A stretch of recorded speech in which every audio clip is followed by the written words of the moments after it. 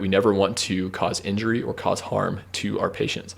That same rule applies as we apply noxious or painful stimuli to our patients, right? We are doing this in order to assess the patient's mental status to see if there's any response.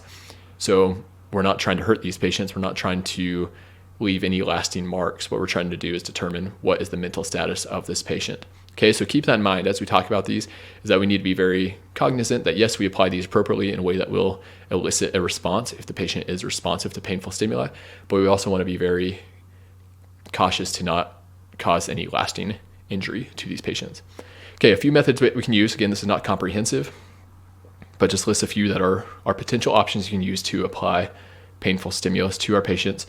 One would be the trapezius squeeze or the trap squeeze, right? We're going to pinch and gently twist the trapezius muscle. That's going to be the large muscle between the neck and the shoulder. So right in this area.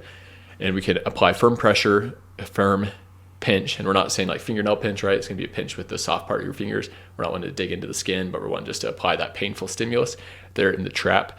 And we want to observe, see if that patient has some sort of reaction. Another option we have is the supraorbital pressure. And this is only to be used, right, if we don't have any facial trauma present in our patient.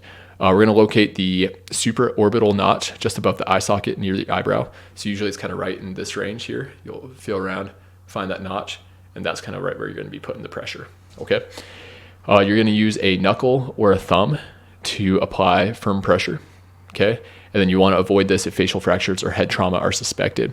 And also we want to be cautious, right, that we don't slip and poke the eye or put a lot of pressure on the actual eye itself.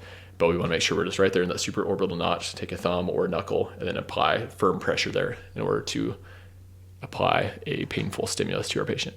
Okay. And then the other option we have is the sternum rub or the sternal rub. In this case, we're going to use knuckles of a closed fist to rub firmly along the center of the sternum, applying deep pressure in a circular or upward and downward motion.